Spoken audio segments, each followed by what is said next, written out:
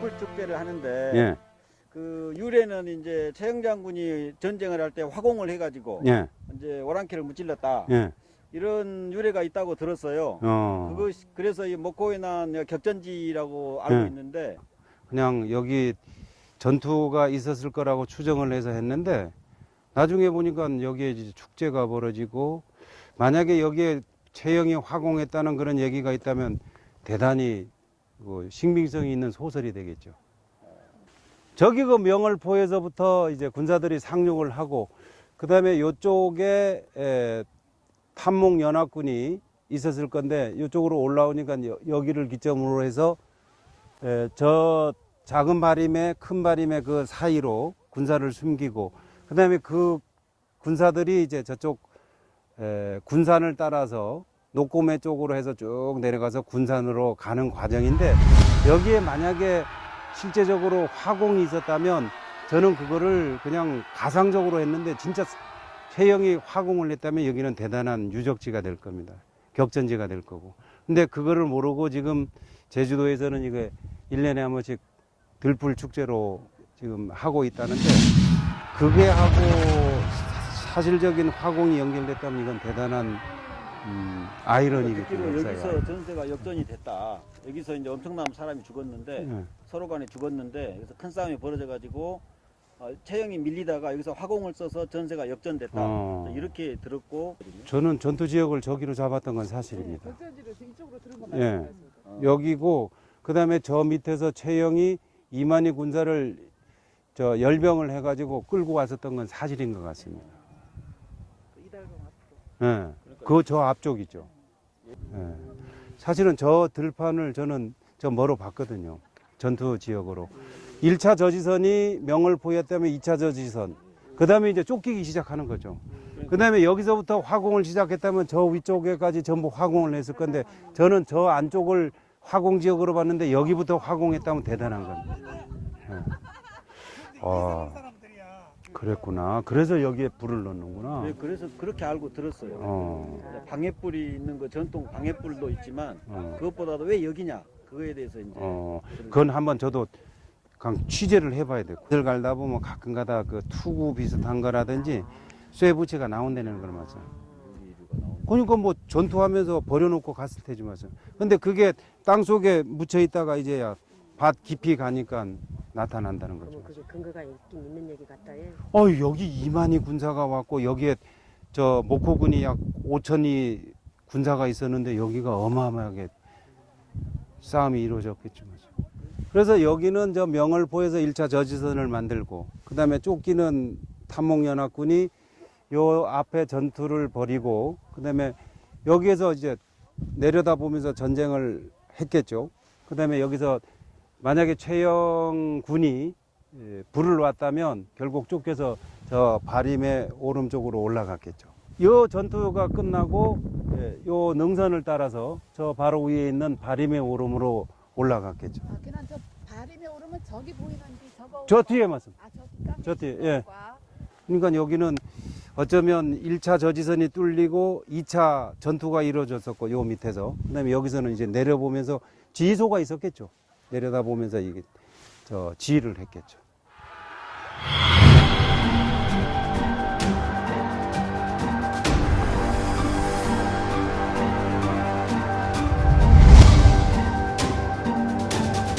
여기로 영 올라가면 아무리 늦게 걸어도 20분이면 올라가요.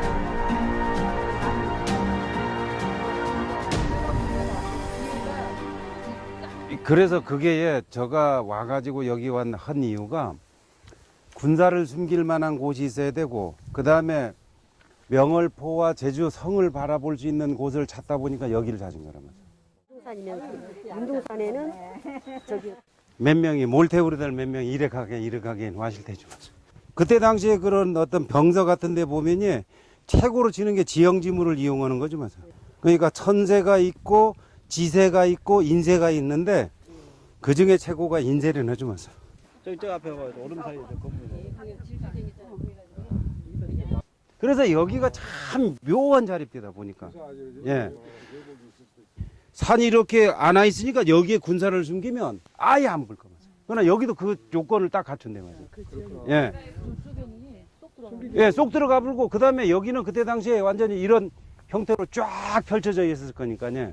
여기선 또 봅사 서쪽 다 보이지, 북쪽 보이지, 그다음에 여기 비양도구나. 예, 요 동쪽 보이지. 아이 그러니 이거 비양도 보젠 여기 올라온 거죠, 무슨. 비양도구. 예. 영월포가 보인다는. 예, 훤히 보여 무슨.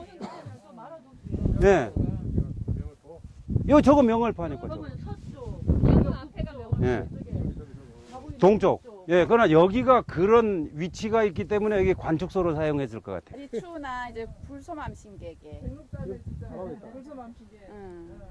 최영구는 보병이지 마세요. 근데 우리는 탐목연합군은 다 말을 가지고 있었던 거라. 예. 그러니까 거기에서 굉장한 전투력에서는 상대가 안 된 거지 마세요. 그러니까 저기 그 명월포에서 열흘 동안 버틸 일이 없지 마세요. 올라오면 그냥 기마대가 한꺼번에 쓸어불면 뭐 깨끗한 거지 뭐. 그러나 얼마나 최영에게 그때 당시에 지금 같으면 연대장급인 중랑장을 목을 베웁니까? 자기 명령한 따른. 걔는 그거 뭐 무서운 상륙을 하기 시작하는 거라고.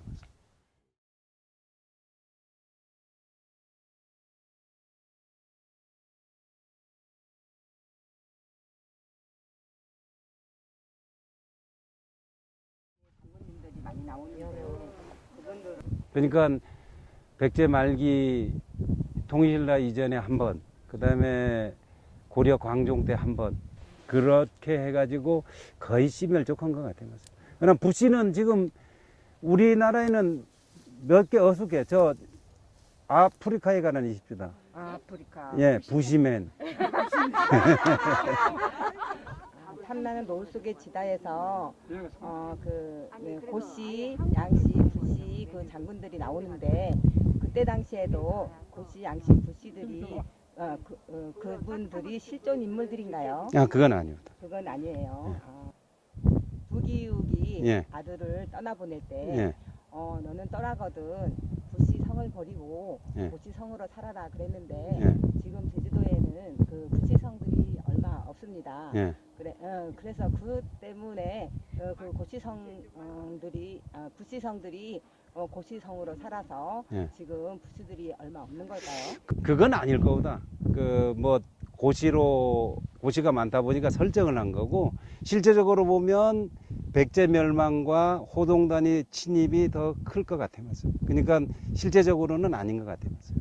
예, 저기가 명월포고 저기가 제주성인데 여기서 보면 명월포뿐만 아니라 제주성까지 한눈에 볼 수 있는 곳이고 그 다음에 저쪽 북쪽에서 내려오거나 뭐 군사들이 이동하거나 해군들이 이동할 때는 전부 보일 수 있으니까 여기가 관측소로 썼던 것 같습니다. 저 보라보는 한라산도 멋있네.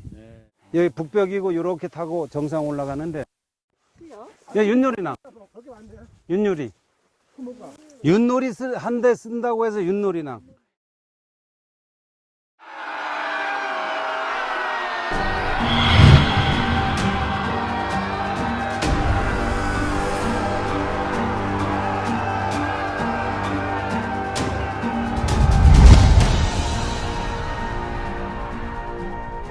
아니고 탐라인들이 반란을 일으키는데 여기 저 항파두리를 연합군을 공격하기 위해서 거기 오는데 그냥 몰살 당해버리지 마세요.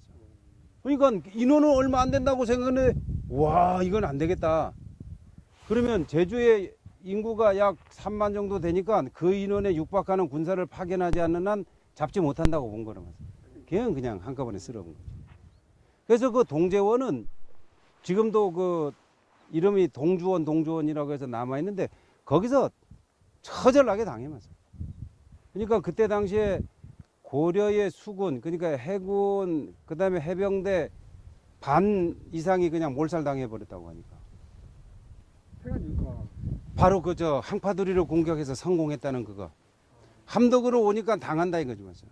그 다음에 다른 데서 오면 무조건 당할 수 있다. 이놈들이 지형지물에 능하기 때문에 매복할 수 있다라고 생각해서 고산하고 한림 지역을 저 서암학으로 잡았으니까 명월포에서 우리 그때 저 이 삼별초를 제압할 때도 그쪽으로 했으니까 그쪽으로 상륙하라고 명령을 내린 거죠.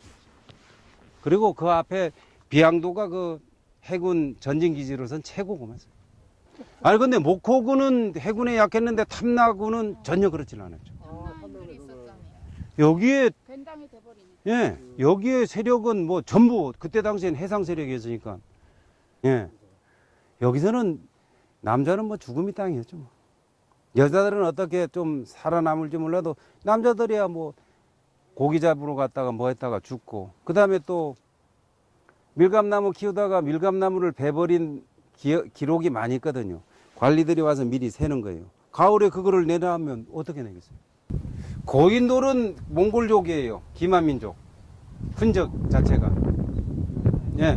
그래서 해상을 따라서 내려와요. 그 이전에 되지 않았어요? 아니 고인돌은 저 청동기 문화권으로 보거든요. 부여 유민들이 이제 고치나 부시, 그다음에 랑랑 양씨가 여기 왔다면 분명히 어떤 형태로든 묘지를 만들었을 건데 왕릉이 없어요. 제주도에는 워낙 많은 이런 저 오름들이 있는데 오름 속에 파묻었을 수도 있다는 거예요. 예. 그런 형태로 해서 그래서 그거를 발굴해 보면 하나만 찾아낸다면 오름들을 다 한번 발굴해 볼 필요가 있다고 봅니다. 저런 오름 같은데 사실 일정하게 땅굴을 파고 들어가서 딱 매장해 놓고 빠져나와 버리면 완벽하게 총이 돼버리는 거죠. 그리고 역사의 기록이 남아 있어야 누가 누군지를 아는데 우리 지금 알 수 있는 거는요. 일본 서기, 삼국 사기 밖에 없어요. 탐라의 기록은 철저하게 불태워져 버리니까. 그 저기서 요쪽 창고내까지 들어오면서 여기 지금 걔 요 언덕 위에 거기에서 이제 주둔을 하고 있으니까 거기까지 돌아오니까 요 사이에 무슨 오름이더라? 요 두 개가 있는데 어떤 형태로 돼 있는 거면 딱 이렇게 돼 있어. 마주보게. 예. 그러나 여기를 이용해 양쪽에 매복했다가 이 고려군이 오니까 위에서 공격을 때려잡죠 마세요. 그거나 이제 최영군에게 지형지물을 이용해 자꾸 공격을 해가니까 열받으니까 불 지르기 시작한 거라 마세요. 바다에 뿐만이 아니고 마서 그냥 뭐 요쪽 지역은 전부 시체 덩어리였을 때죠 마서 게. 여기서 이제 최영군이 주둔을 하고 여기 이제 탐목연합군이 주둔을 해서 요 앞에 저 전설 속에 내 창고내가 흐르는데 거기를 딱 대치하는 거죠 마서. 그래서 여기는 목책을 다 세웠고 요 밑에 내려가면 지금 샘 1년 사시사철 마르지 않는 샘이 있으니까 그물을 마시면서 요 뒤에 있는 대평리 주민들하고 이제 계속 연합을 해가지고 싸움을 하는 거죠. 근데 결국 그 최영군이 여기서 이제 주둔을 하다가 잘못해가지고 격전지가 되긴 되는데 저는 그 격전지 양상을 어떻게 봤는 거면 대정에 있는 양승진이 부모하고 그 철을 데려다가 처형하는 거 그거에서 자극을 줬다고 했는데 그거는 전혀 역사적인 관련이 없는 얘기. 근데 여기서 이제 주둔을 하다가 결국 장군봉이라는 이름이 있고 그 다음에 여기 군산 군자가 여기에 군인 군자지만서 군인이 모여있던 산이라고 해서 군산이니까 여기는 원래 이름은 굴매오름이다. 굴매오름. 네, 근데 여기 사람들은 이걸 굴매오름이란 잘 안 부르고 군산. 그 다음에 이 모양이 저기 범섬이 있어서 범이 자꾸 나타나니까 도승한테 여기 빌어가지고 우리가 어떻게 살게 해달라고 여기 마을 사람 저 연리 사람들하고 대평 사람들이 비니까 도수를 부려가지고 여기 사자 대가리 모양으로 예자가 이게 사자 예자 좀 하세요. 그래서 딱 저 범섬을 바라보게 하니까 범이 침범을 못했다는 거죠. 그래서 요 마을이 평화를 이루었다는 건데 그런 전설로 있고 장군에 관련된 전설이 있고 뭐 여러 가지로 있는 거 봐서는 여기는 그 석질리라든지 아니면 그 탐목연합군하고 연결이 돼 있던 산인 건 분명해요. 그 다음에 여기서 이제 범섬으로 도망치게 되는 거죠. 결국 쫓겨가지고. 소설 속에서는 여기서 도저히 이제 더 이상 싸울 수가 없으니까 민간인들을 요 대평 포구에서 빠져나가서 일본으로 피항시키는 그런 장치를 해놨던 거죠. 안 그러면 그 많은 그 군사를 제외해놓고 한 10,000명이 넘는 그 인원들을 다 죽여버릴 수는 없는 거죠. 그러니까 어떻게든 도피를 시켰을 거라고 보는 거죠. 그래서 그게 그 세력 중에 하나가 나중에 되면 일본에서 우리가 지금 보통 외구 하는데 외구의 70% 이상은 저 일본인하고 관련이 없어. 해상 세력. 그냥 해적이라고 하니까 그냥 외구 하는데 통칭해가지고 해상 세력. 그러니까 이제 섬 지역에 있었던 사람들이 활로를 찾지 못하거나 흉년이 들면 육지부로 가가지고 해적화돼가지고 공격할 수밖에 없는 거죠. 예. 그러니까 제주도에 침범한 외구들은 사실은 외적이 아니라면서요. 해상에 있던 세력들. 그 중에는 일본도 해상 세력이니까 맞아. 오키나와도 해상 세력이고, 그 다음에 진도는 해상 세력 아니까. 근데 그런 걸로 보면은 제주의 외구들을 자꾸 침범을 해가지고 요 환해장성을 두르고 했다는데 그 외구는 일본하고는 큰 관련이 없는 것 같아요. 물론 일본 사람들이 와가지고 했기도 했겠지만 그렇게 해서 저기를 거쳐서 여기 오고 대평리를 해서 빠져나가게 한 후에 이제 법한폭으로 해가지고 범섬으로 가는데 약 200여 척의 전함을 저 바다에 딱 배치를 시켰더니 없어. 한치의 빈틈도 없죠, 맞죠? 동원해가지고 딱 막아버리면. 요까지가 홍로였던 것 같아요, 옛날에. 그 다음에 여기 중문하고 열리, 예래, 그 다음 대평이 그때 예래라는 명칭으로 통용됐었고, 이게 홍로라면서, 홍로.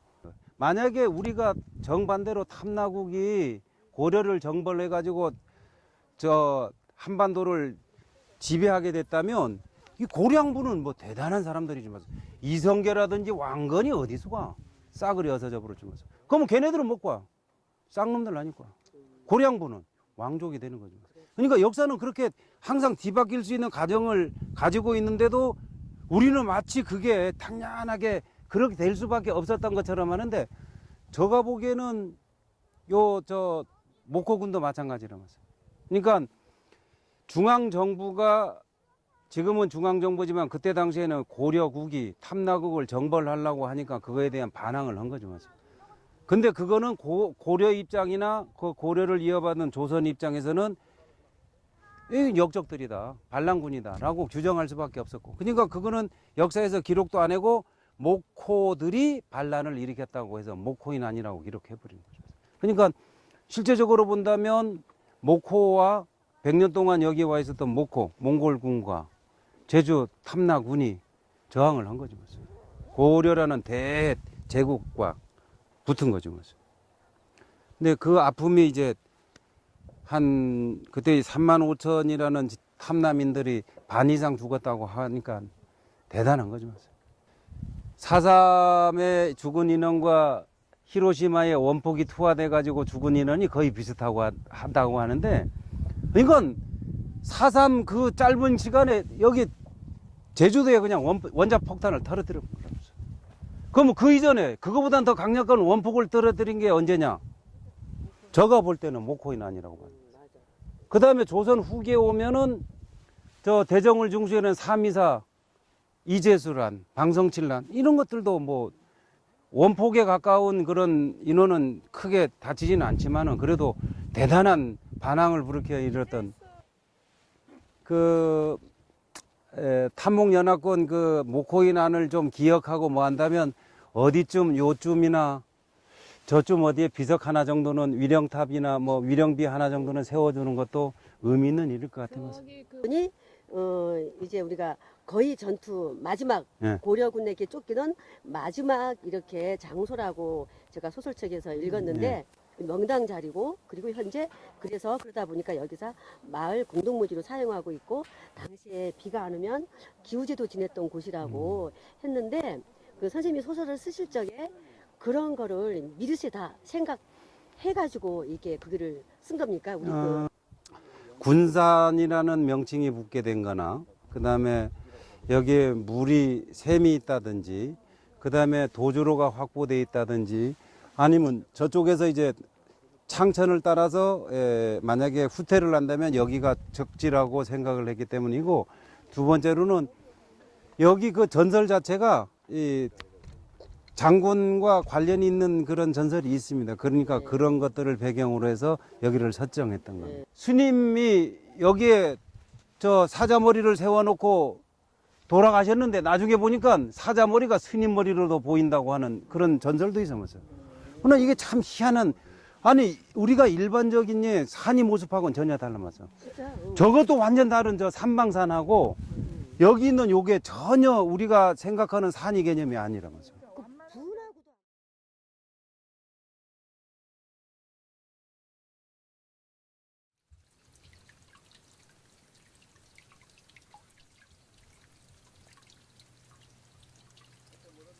아 여기보다 여기 저기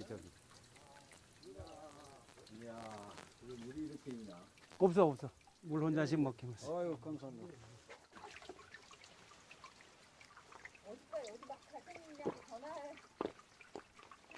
아 이거 석진리와 그 군사들이 여기서 주둔할 때 저 음료수로 썼을 거고, 저 밑에 있는 샘물이나 그 다음에 바닷가의 용천수는 말먹이나 뭐 말들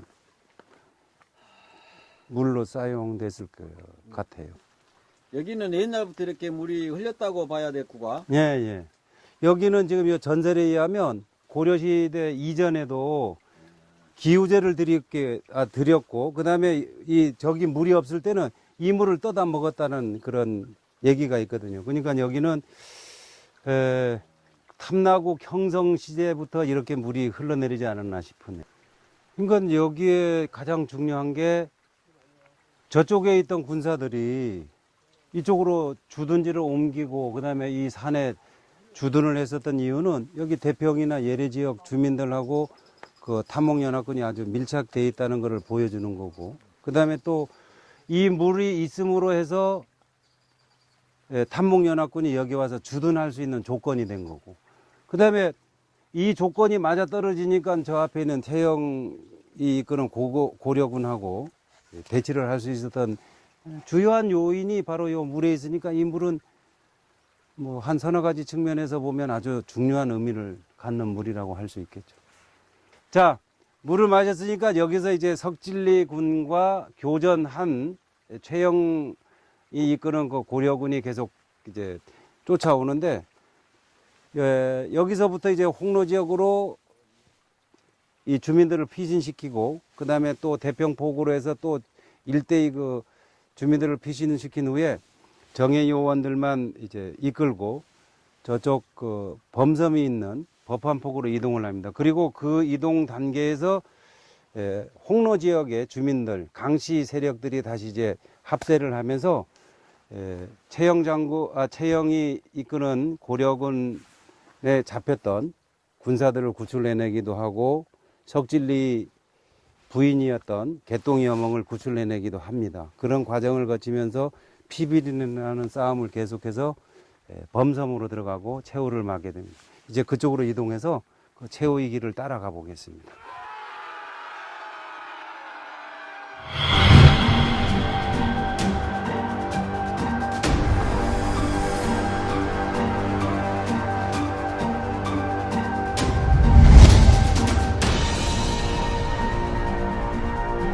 저거 이제 범섬이죠. 저기가 이제 범섬인데, 여기에 이제 마지막 이제 최후의 격전지가 되겠죠.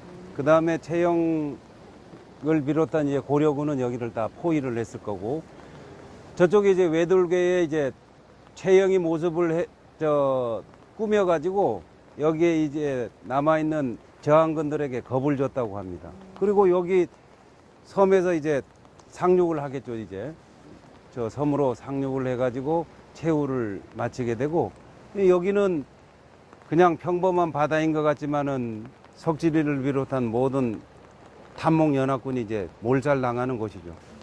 이제 결국 쫓기고 쫓겨서 탐목연합군은 여기까지 옵니다. 그리고 배수의 진을 친 거죠. 범섬. 아무도 없는 저 범섬 무인도에 배수진을 치고, 애초에 탐목연합군은 약 15,000 정도로 계산을 한다면 여기 최후에 올라간 사람은 개똥이 어멍과 석진리 그리고 그 따르는 군사들 한 10여 명 내지는 뭐 20, 30명이 올라갔겠죠. 그래서 최후의 저항을 하고 최영을 비롯한 고려군이 와서 이제 포위를 해가지고 저 범섬으로 올라올 때쯤 마지막을 준비합니다. 그거는 바로 전원이 패배가 아니고 항복이 아니고 최후의 항전이 뜻을 다지기 위해서 결국 자결의 방법을 선택합니다. 그래서 그 장수들한테 먼저 먼 길을 보내놓고 개똥이 어멍과 석진리가 마지막 이제 술잔을 나누면서 시간을 기다립니다. 그 시간이 바로 지금 이 시간쯤 되는 해가 뉘엿뉘엿 지는 시간인데, 그 시간쯤 되면 여기에 이쪽 빛이 이렇게 비치면서 온 바다가 붉은 빛으로 물들었겠죠. 그 물든 데를 배경으로 해서 석진리가 하얀 옷을 이제 갈아입는 거죠. 그거는 뭐 하얀 옷이라면 여러 가지 의미가 있겠지만, 비록 몽골인이긴 하지만 이미 제주도 여자를 얻고 제주도 반은 탑라인이 됐다는 의미를 갖고 하얀 옷으로 갈아입고, 그래서 아내인 개똥이 어멍과 술을 마지막 술잔을 나눈 후에 개똥이 어멍이 목을 치고 그 목을 하얀 천으로 감아서 여기 묶겠죠.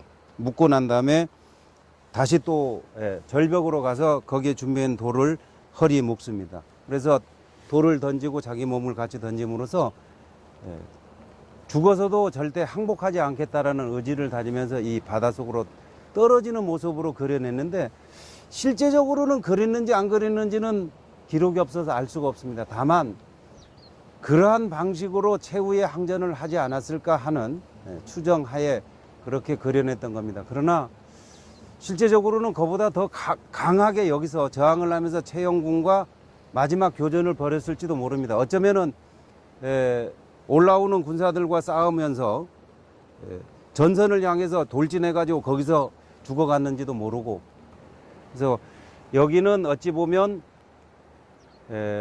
최영이 승전이 장소이면서 탐나라는 왕국이 불을 끄는, 아니면 불이 꺼지는 마지막 장소라 할 수 있습니다. 그래서 그런 의미로 본다면 서쪽, 그 다음에 해가 진다, 그 다음에 탐나국이 역사상에 사라진다라는 것을 응축적으로 이제 표현하기 위해서 해가 지는 시간을 선택해서 그렇게 그려냈던 겁니다.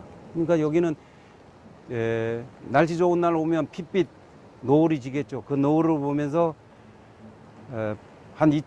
벌써 1300년도니까 한 7, 800년 전에 그 최후의 그 탑라인의 모습을 한번 그려봤으면 하는 생각입니다. 진짜 전투, 항쟁 뭐 이런 의미에서는 차라리 화살을 다다다닥 맞고 절대로 고개 숙이지 않고 죽는 모습, 이런 게 좀 더 멋있지 않았을까 싶은데, 그런 점에 대해서는 어떻게 생각하세요? 실제적으로는 마지막 항전을 하다가 석진리와 그 장수들이 바다에 떨어져 죽는 모습으로 그려지고, 그 다음에 그거를 고려군이 건져내서 목을 취해서 갔다고 하거든요. 세 아들하고. 근데 그게 과연 어떤 의미를 가질까라는 생각을 해보면, 죽더라도 나는 너희들한테 잡히지 않을 거고, 죽더라도 나는 여기를 지킬 거라는 의미를 부각시키기 위해서 그 고려군이 여기를 포위해서 이제 올라올 때쯤 되면 최영군이 이제 다 올라와서 잡으려고 하니까 물속으로 빠져서 영원히 이 바다에 수장되는 모습을 그려냈는데, 그거는 역사적인 관점에서 보면 좀 일치되지는 않지만, 강한 여운과 또는 그 석진리가 항복하지 않고, 석진리라면 여기는 뭐 그냥 단순하게 목호가 아니고 탐라인과 몽골인들이 마지막 저항을 한 모습으로 그려내려고 했으니까, 석진리 그 마지막 죽음은 탐라는 비록 역사상에 없어질지 몰라도 다시 해가 떠오르듯이, 내일 아침 되면 다시 해가 떠오르듯이 영원히 지지 않는 해로 남아있을 거라고 그 여운을 남기기 위해서 그런 장치를 했던 겁니다. 예, 최영 장군 승전비라고 했는데, 이게 승전비인데 이게 최영 장군 입장에서 보면 이게 고려의 입장인데 왜 탐나의 제주 땅에 이거를 세워야 되는지 저는 이해가 안 됩니다. 최영 장군 승전비를 세우게 됐다. 왜? 역사적인 격전장으로 이를 기념하기 위해. 항복한. 항복한. 이게 참. 항복을 했다는 게 말이 그래서 이거는 끝까지요. 최후까지 버티다 뭐 이런 예. 거 있는데. 관아의 노비로 삼았다. 이거는 우리 기가 항복해. 그러니까 내가 이거 보기에는 이 뭐랄까요? 역사가 뒤바뀌어 버린, 주체가 뒤바뀌어 버린 제주도민 입장에서는 여기에 뭐를 세워야 되는 거면 최후의 격전지, 탐나인들이 최후의 격전지 내지는 최후의 장소. 그래서 여기에 기록을 하려면 이걸 없애가지고 그거를 세워야 되는 거예요. 현무암으로 해야 돼. 예. 현무암으로. 뭐 그런 형태로 한다든지 이해가 안 되네요. 그래서 요거를 도에 한번 얘기해가지고 이걸 떼보고 싶네요. 어떤 내용이 있는지. 소돌이쟁이 해도 좋고 저가 해도 좋고 이거 좀 이의를 제기해가지고 뭐 신문에든 어디든 좀 그 유감을 표시해야 될 것 같네요. 그래서 여기 저 최후의 격전지 범성을 바라보게 세워놨다든지 뭐 이렇게 하면 더 좋죠. 제주 입장에서는 특히 탐나 입장에서는 저거는 최영이라는 사람이 어떤 사람인지 또는 어떤 의미를 갖는지를 정확히 모르는 사람들이 저 비석을 세워놓고 그 옆에 설명문을 붙여놓은 것 같은데 주체가 누구인지도 없고 건립 연도가 몇 년 몇 월 며칠이라는 것도 없고 이제 나가면서 한번 보겠지만 저거는 좀 유감이네요. 그래서 저거에 대한 얘기를 소돌이쟁이에서도 쓰든 아니면 저가 쓰든 저거는 좀 한번 언급을 해야 될 것 같네요. 저거를 없애고 오히려 정반대로 여기는 탐남인들이 마지막까지 항전했던 항전지라는 내용을 밝혀놔야 될 것 같네요. 그러한 의지를 갖고 여기를 돌아봐야지 안 그래서 그냥 단순하게 관광지로 돌아본다면 우리가 꼭 알아야 될 거를 놓치는 그런 격이 아닌가 하는 생각을 해봅니다. 그런 아쉬움을 뒤로 하면서 오늘 여기서 이거 마지막 정리를 하고자 합니다. 고맙습니다. 수고들 하셨습니다. 네.